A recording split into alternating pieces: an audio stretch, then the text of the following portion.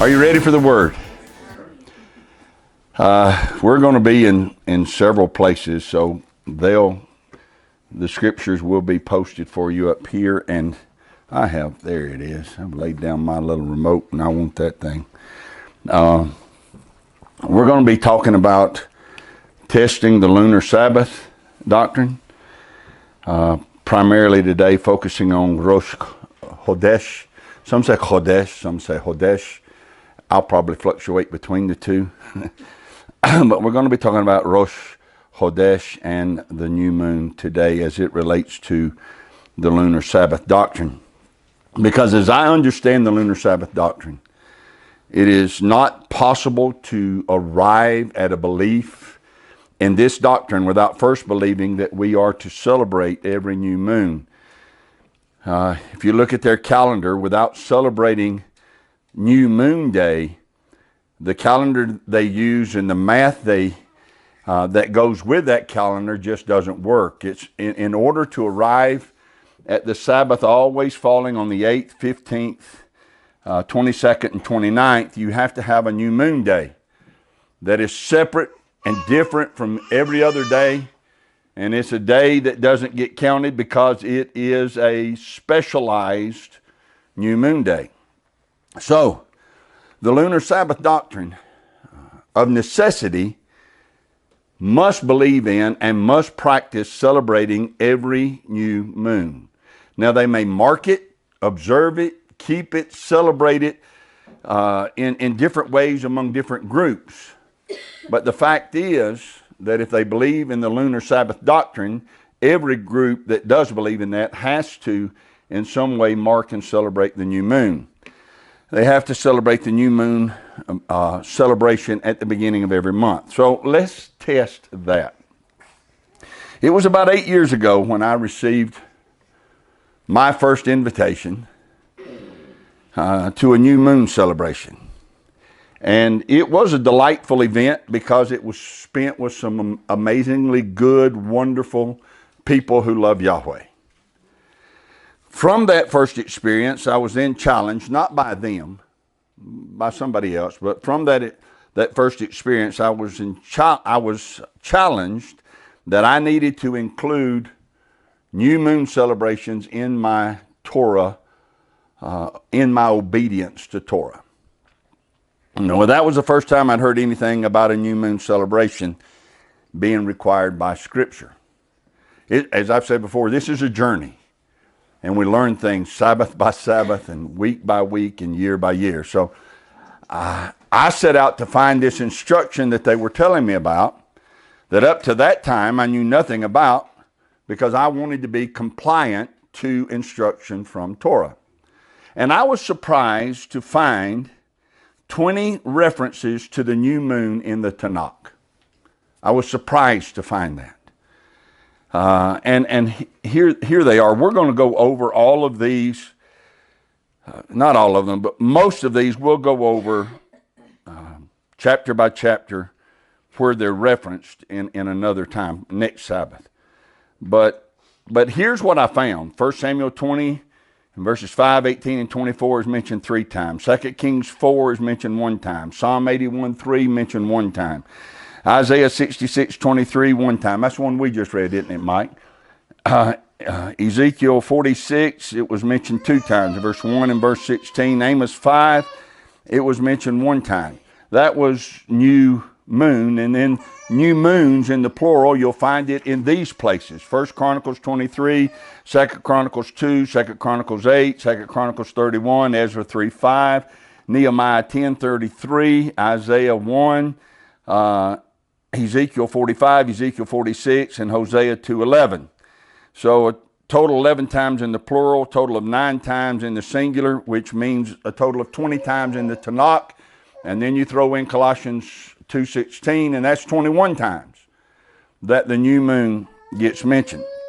And as I saw all of this, I wondered how I had missed it. You ever been there?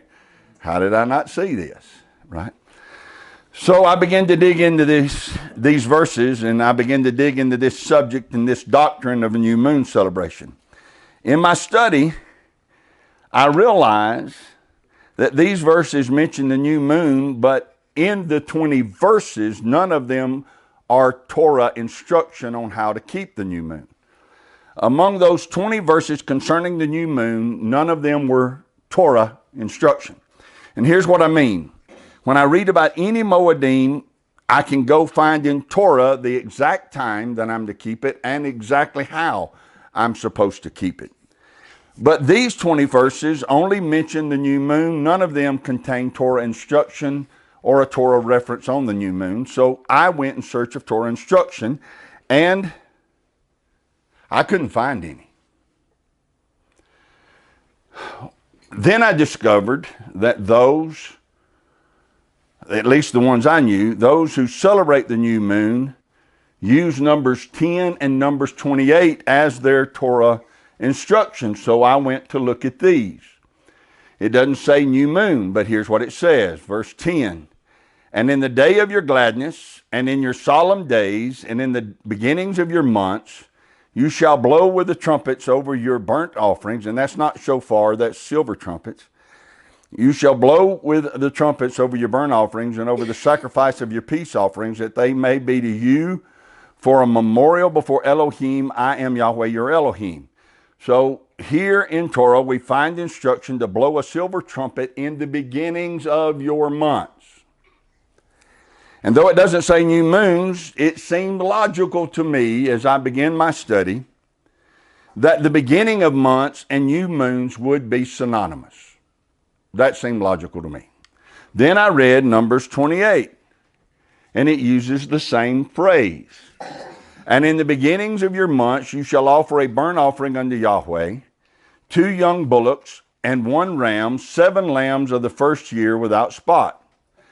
And the verses that follow continue with instruction on everything that has to be done as part of the sacrifices for the beginning of your months. But I noticed again that it didn't say new moon. I wondered why it didn't. But once more, I assume that the 2 terms, beginning of your months and new moon, must be synonymous. Again, that just sounds logical. Then I began doing my word studies. Word studies are important. Definitions matter, especially in Hebrew. Now, why especially in Hebrew? Because in biblical Hebrew, there are a little less than 9,000 words. And then when you realize that 2,000 of those 9,000 are connected together or share the same root, you could actually say there are only 7,000 Hebrew words that make up what we call biblical Hebrew. Now compare that to the Oxford English Dictionary. Anybody know how many English words we have? Not quite, but that would be a good guess. I mean, when you add all the slang in, probably. But they have 9,000, or I think they're up to 30-something thousand now in modern Hebrew. But in biblical Hebrew, there was only 9,000. In English, we have 171,000 words. I once heard a man, and I think it was at the Dead Sea Scroll exhibit. It came through Huntsville 2004, 2005, and they had little classes, seminars, and things, and a lot of us from the assembly went to this Dead Sea Scroll exhibit. And I believe it was there that I heard this statement. A man said, "The English language is the perfect language for cons and deceivers, because there are so many variations and so many different words that you can use to say something. So it's hard to pin you down on exactly what you mean because there's so many different words. It's the perfect language for cons and deceivers." But not so with the Hebrew. Hebrew is precise. It's the language of heaven. It's the language of Yahweh. It's the language of Yahweh's people. Right? And so this is a very precise language. So I began to do my word studies of Hebrew. Understand that because of what I'd already seen in those 20 new moon references, and because of what I'd read in Numbers 10 and in Numbers 28, I began my word study thinking that we are supposed to celebrate every new moon. That's the way I began to study. That was my mindset as I began. I just needed to verify and I needed to clarify exactly what these verses seem to be telling me to do. I began my study with those 20 times that new moon is mentioned. I went there to look at those words. And when I did, I was shocked to find out that the word translated in as new moon in every one of those 20 places was the Hebrew word Hodesh. I was shocked to find that out. I was shocked that the Hebrew word for new was not there and that the Hebrew word for moon was not there. In none of those 20 places. There are Hebrew words for new and the Hebrew word or Hebrew words for moon. The Hebrew word for new is Kodash. And it means fresh, a new thing, right? And you see there, Strong says it comes from the root word 2318, and if you look at that, that is Kodash. They look alike, but the vowel points are different. And the word Kodash means to be new, causatively to rebuild or to renew. So Kodash means to be made like new. Kodash means to be made like new. Kodash means to be brand new. But those are two Hebrew words. Kind of like, remember when we studied new creation and the Greek words for new, there was neos, which meant brand new, and kainos, which meant to be made like new. Same thing here in the Hebrew. You got the word Kodash, it means to be made like new, and the Hebrew word Kodash, which means to be brand new. So two different words to signify two different stages of new. So there are two primary Hebrew words for new, but I was troubled to find that none of these 20 places where I read new moon were either one of those words used. Then I looked up the Hebrew word for moon and found out that they have a Hebrew word for moon, YAHWEH. And notice that it only gives one definition for that word, the moon. That's what it means, the moon. But there's another Hebrew word, Yirak, Yorak and Yerak. My enunciation may not be perfect there, and that's all right. I've got it on the screen so you can see it and pronounce it for yourself. Now notice here it says, from an unused root of uncertain signification. It is a lunation, that is a month, and then you see that dash means this is the way it gets translated. It gets translated as month sometimes, and it gets translated as moon sometimes. So, two things became very apparent to me. Or let me say it this way. Two things became very interesting to me here. There is a Hebrew word for moon, and that word is YAHWEH. That word is not found in any of the 20 times we read of a new moon. The root word for Yirak and YAHWEH is Yirak, and Yirak seems to have an interchangeable function between moon and month. And we're going to just take a minute to look at the interchangeable function of Yirak. So look here. Exodus 2, 1 through 2. I tell you what, you're looking at the screen. Matthew, read that for me. Exodus 2, 1 and 2. And there went a man of the house of Levi, and took to wife a daughter of Levi. And the woman conceived and bare a son. And when she saw him that he was a goodly child, she hid him 3 months. Thank you. She hid him 3 yaraks, not hodeshes. She hid him 3 yaraks. She hid him for 3 lunations. She hid him, or we can say it this way, a lunation is the period of time it takes us, the moon, to go through a cycle, a lunar cycle. So she hid him for 3 months. But then look at this passage where that word is used. Somebody read that one for me. Thy sun shall no longer, or shall no more go down, neither shall thy moon withdraw itself, for Yahweh shall be thine everlasting light, and the days of thy mourning shall be ended. So it's the same word here, Yarak, again, but this time it's translated as month instead of moon, because the word moon doesn't fit as, the word month doesn't fit as well. It's translated as moon. So here's a conclusion that I came to when I began to look at these words. Yariach means moon, always. Anytime you see it, there's no question. It's precise. It means moon. Yarak can mean moon, or it can be used to refer to a lunation. A lunation just simply means a lunar month, which means the time it takes for the month to go through its cycles, and we call that specific amount of time a month. But here's the interesting thing. Neither one of these words is found in the 20 verses where a new moon is mentioned. If you look up the word Kodesh or Hodesh, that seems to be the more prominent. I'm going to try to stick with Hodesh. I keep wanting to put that guttural in there. But Hodesh, the Hebrew word Hodesh. If you look it up, you'll see that it's used 279 times. It gets translated as month 259 times. That's substantial. You agree? It's not kind of back and forth or half and half or sometimes this and sometimes that. The primary definition seems to be month because that's the primary way that it gets translated.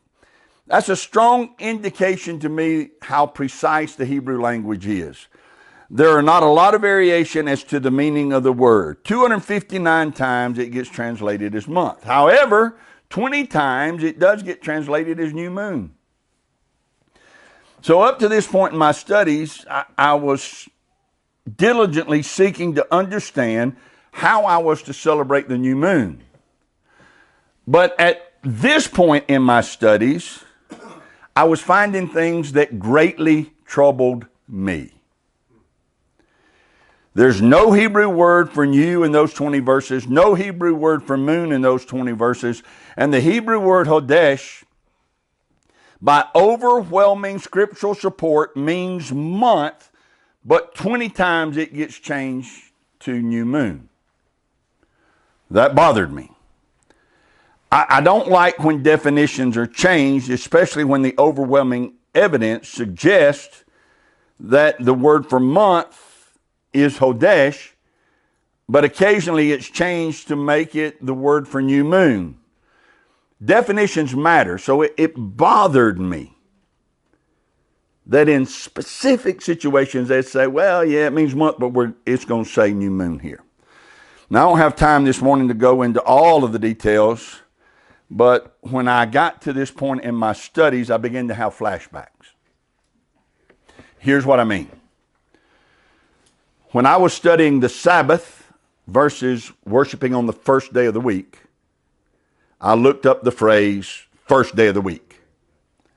And I discovered that the phrase first day of the week comes from the Greek words mia sabbaton. Right? Mia means one. It's not really the word for first. Protos is the word for first. It means one as a cardinal number. As 1, 2, 3, 4. This is the cardinal number 1.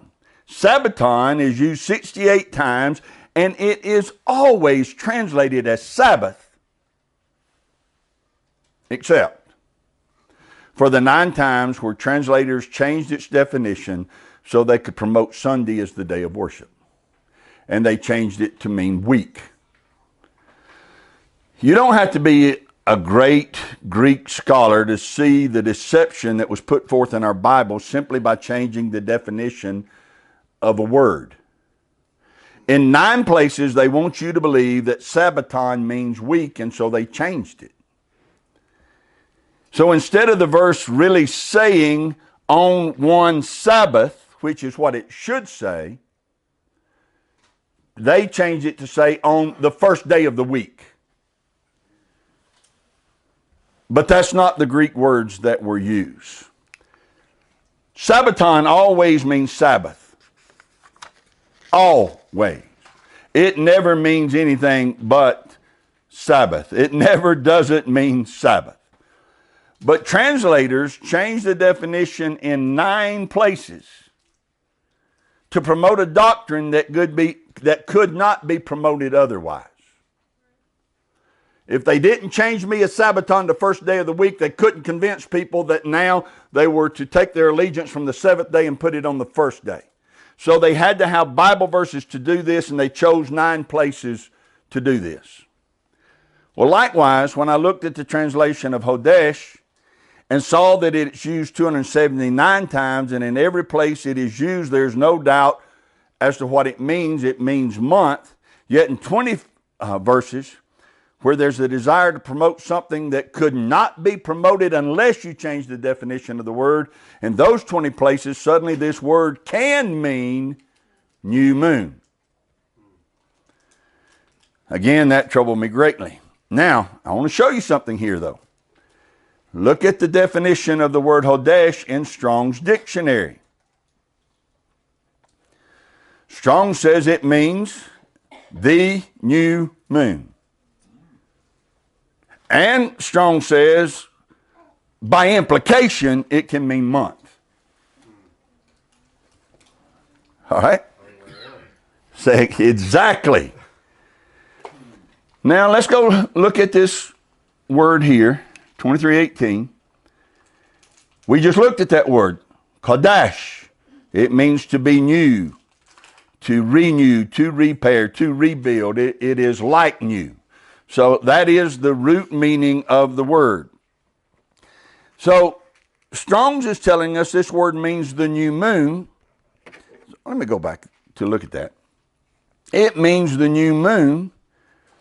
Then if it means new moon, why is it only translated that way 20 times? Right? 259 times it gets translated as month, but he says it only implies month. It would seem to me that month is the primary definition of that word. This doesn't sound right the way you've put it there. Now, y'all pardon me, I'm fighting some congestion this morning. Kodesh does not mean new. And it certainly doesn't mean new moon. You do understand that translators, when they sat down to translate the Bible, they didn't pull out a Strong's dictionary to find out what the words meant. Right?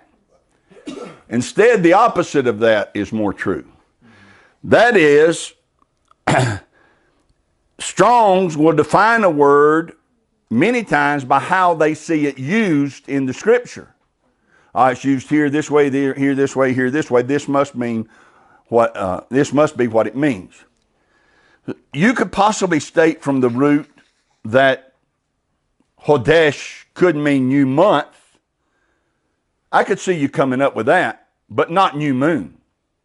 The word for moon is not there. So please allow me to show you a few examples of why Hodesh cannot and does not mean new moon. All right? Somebody read that for me. If I'm going to make it through this, I'm going to have some help. Somebody read Genesis 7:11. In the 600th year of Noah's life, in the 2nd month, the 17th day of the month, the same day were all the fountains of the great deep broken up, and the windows of heaven were opened. Well, they cannot say the 17th day of the new moon. Right? It's the 17th day of the Hodesh month. Read Genesis 8:4, somebody.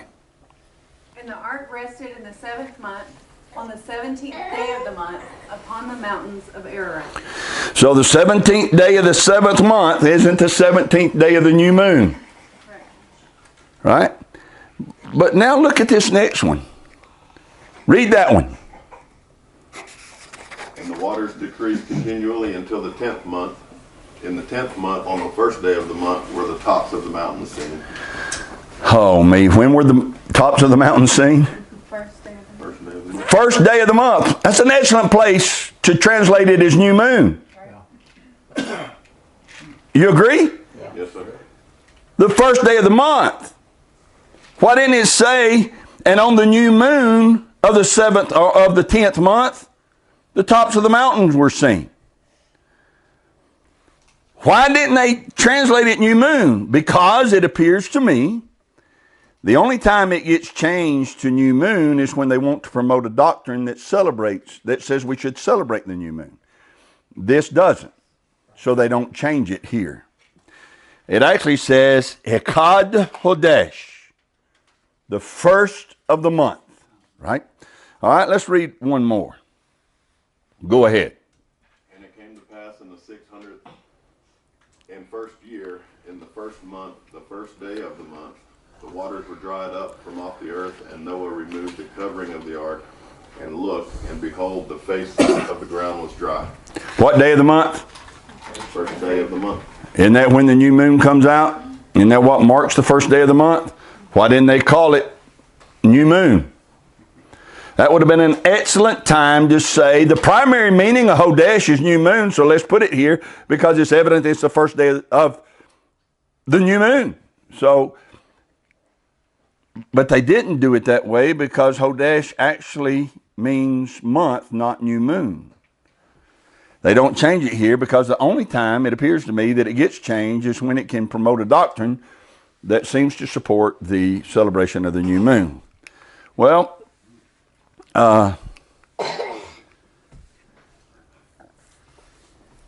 let's say you want to disagree with me. Let me go back to there. Let's talk about Hodesh before I go on. Let's say you want to disagree with me and you want to say Strong says the word means new moon. And I looked in other dictionaries and other Hebrew dictionaries say it means new moon. So I'm staying with Strong's. I'm disagreeing with you. It means new moon. Well, if that's the stance you take and position you take, I'm okay with that. But you got two problems you got to deal with. Number one, in those 20 places, you still have missing the Hebrew word for new and the Hebrew word for moon. Both of those Hebrew words are missing.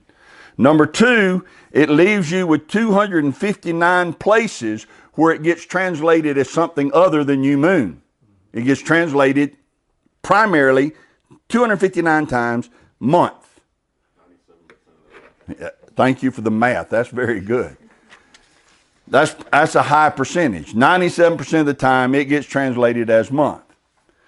So you got two problems you got to deal with. But I'm going to move on from that problem and the problem I have with Hodesh having its definition changed, and I'm going to say this, that if you're okay with the absence of the Hebrew words for new and moon, and if you see no issue with trying to make the definition of new moon fit in those other 259 places, then let's go look at the Torah instruction. Because if we're going to celebrate the new moon, we need Torah instruction on how to do that, right? If there is no instruction in Torah to observe every new moon, then there can be no doctrine found anywhere else that can command us to observe it. If you want to do it, fine. But you can't come and tell me Torah commands us to do it if there's no Torah instruction to do it. And if there's no Torah instruction to do it, that makes it a doctrine of men and not of YAHWEH.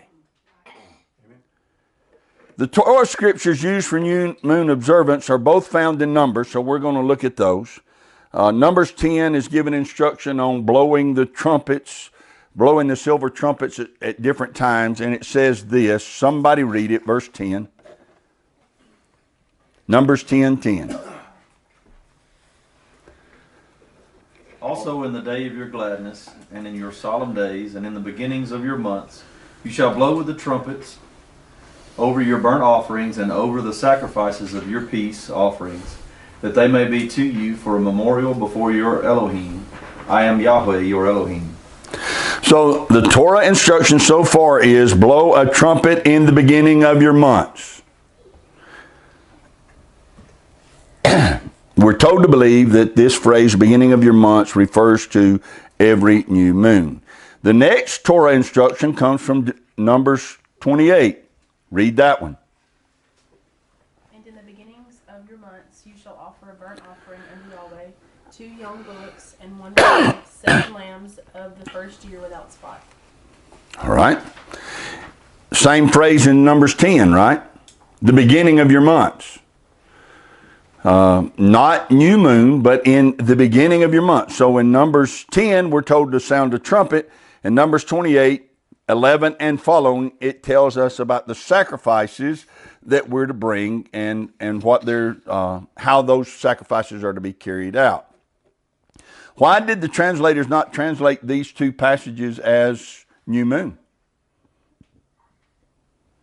On your new moon day, blow the trumpet. That would have clarified it. You agree? Simplified it. On your new moon, blow the trumpet. On your new moon day, every month, bring these sacrifices. There would have been no confusion at all. Why did they not translate this, the beginning of your months, as new moon? Because they know that Hebrew is precise and that's not the words that are used there. All right? The Hebrew language is very precise, and when you look at the words that are used there, it is the word Rosh Chodesh. The beginning of your months comes from two Hebrew words, Rosh Chodesh. Rosh means the head. It's used 598 times in the Bible. 592 times it gets translated as one of these three words: the head, the chief, or the top. Head, chief, or top. The top of Jacob's ladder is the Rosh. We read a while ago that the ark rested on the Rosh of Mount Ararat, the top of it, right? Not in the middle, not 3/4 of the way down, not halfway down, at the very top. Only one part of that mountain could be called the top. The man who was over all of David's mighty men was called the Rosh. He's the chief. There's only one chief. There are many mighty men, and they're divided into groups, and they all have different assignments, but there's one chief, one Rosh. So we can say, well, I think all of Yahweh's months are special. That's the same argument used by people who reject the Sabbath. They say, well, every day's holy to me. I think every day's holy. Well, that's fine, but Yahweh said, this day have I sanctified. So your argument's not with me, your argument's with Yahweh, right? Well, he did the same thing with a month. He said, this one is Rosh. This one is the head, it's the chief, it's the top. Rosh has a specific meaning, head, chief, top. Hodesh also, let's see if I've got that up there. I left Hodesh out. Well, no, we've been looking at it. We saw it a while ago. Hodesh has a very specific meaning too. It does not mean new moon, it means month. Would you dare translate Exodus 12:2 as the head new moon? No. So the wording is clear and specific. Abib is the head, and it is the first month. I have left a note out somewhere. Let me find that somewhere. Somehow we got past not reading Exodus 12:2. We'll go back and we'll get it here in a minute. So Rosh has a specific meaning. Let me just go by my slides here. Slow down. Rosh means what? Head month. It does not mean the head of the month. That's different. It means head month, and we'll see that when we get to Exodus 12. Hodesh has a specific meaning, and Rosh Chodesh has a specific meaning. It means head month. So the Torah instruction is not about new moon celebrations. Numbers 10, Numbers 28 is not about new moon celebrations. The Torah instruction is about Rosh Chodesh celebrations. We're to blow a trumpet and to offer sacrifices during Rosh Chodesh, during the head month. Could we possibly know what he's talking about? The instruction is given in Numbers 10 and in Numbers 28. When Torah tells us, do these two things on Rosh Chodesh, is it possible to know what he's talking about? Absolutely. Go to Exodus 12. I got ahead of myself there a little bit while ago. But if you look in Exodus 12, read that, and then I'll go on. And Yahweh spake unto Moses and Aaron in the land of Egypt, saying, This month shall be unto you the beginning of months. It shall be the first month of the year to you. Same phrase used in Numbers 10 and in Numbers 28. And when you look it up in the Hebrew, you find out it's the same exact words. Rosh Chodesh. This month, not the beginning of all of your months. You shall mark the beginning of all of your months. It says this month, and we know he's talking about Abib. This month shall be Rosh Chodesh. It'll be the head, it'll be the top, it'll be the chief.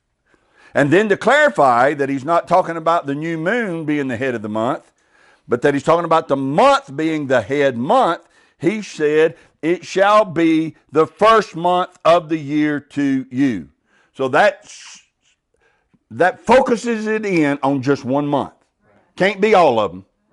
Focuses it in on 1 month. And this is the Hebrew word Rishon Hodesh. First month of the year. It's the head month, chief month. That separates it from all the others. But it's not only the head, the chief, and the top. It's also the first one. So you start counting your year from there. So the month of Abib is the head month. It shall be the first month of the year, the Rishon Hodesh of the year. So it's the head month, the chief month, stands separate of all months. It's the first month of the year to us. So,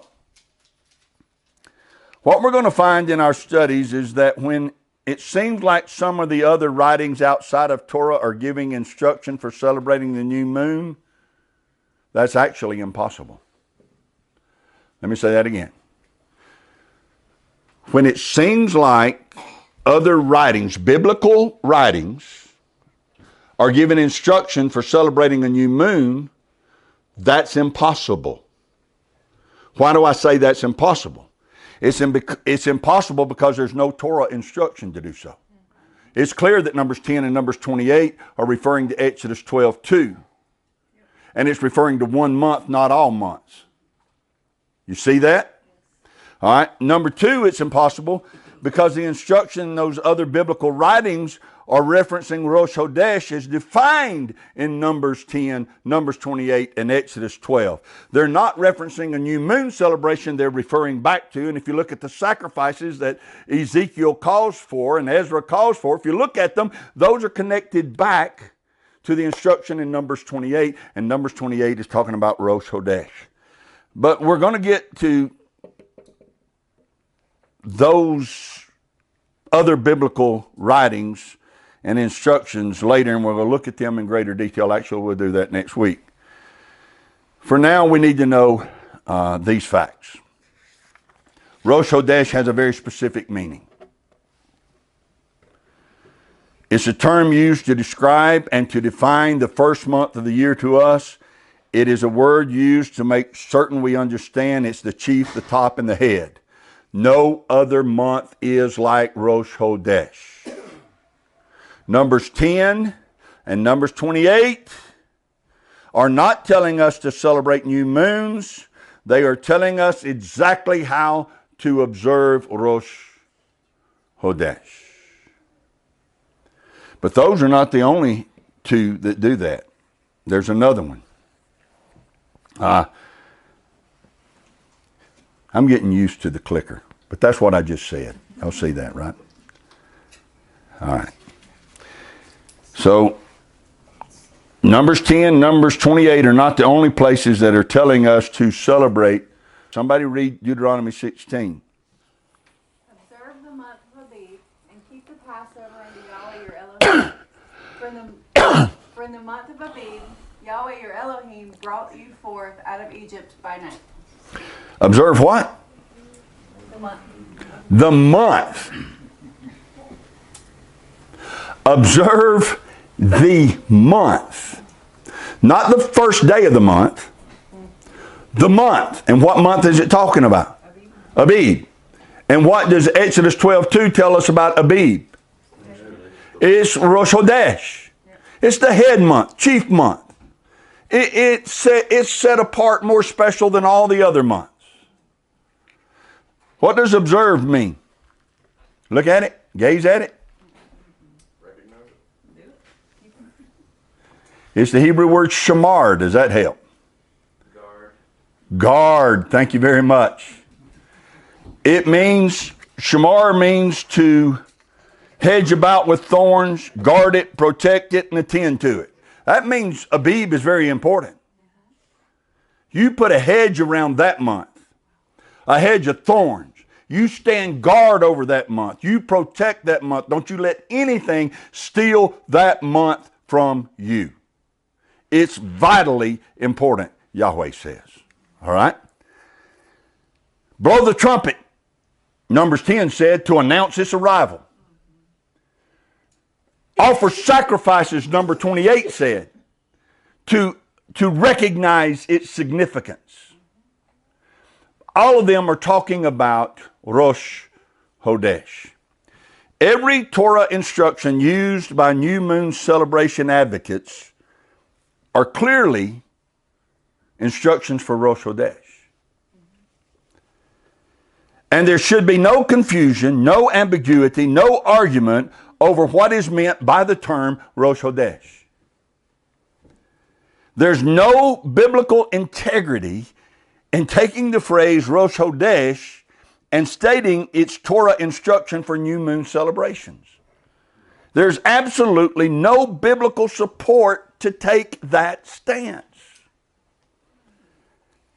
Now, read fast. Here's a summary of the reasons I am confident that we're not to celebrate every new moon of every month. It's everything that I've said in past videos. It's everything that I've said today. And we're not going to read all of that today because it's just summarizing what I've told you today. Just take a screenshot of it. When it go back to Facebook, screenshot it, or when it's posted to YouTube, take a screenshot of it, or do what Glenn's doing now, take a screenshot of it. Or send me an email, and I'll send it to you. Is that fair enough?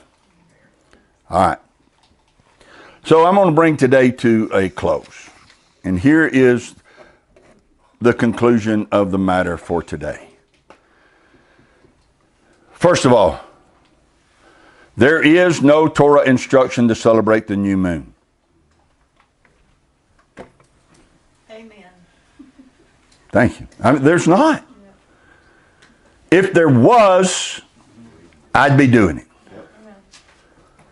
Number two, the instructions that are falsely used to celebrate the new moon come from Numbers 10 and Numbers 28.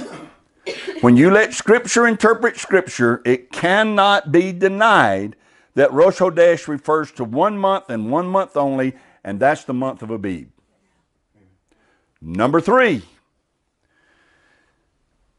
therefore the true Torah instruction found in Numbers 10, Numbers 28, and Deuteronomy 16 are to celebrate the month of Abib.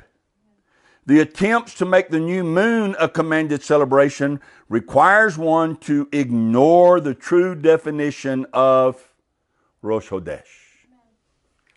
Number four, the attempts to make the new moon a commanded celebration requires one to change a word that is translated as month 259 times. You got to change it to say new moon 20 times. That should be troubling. Number five,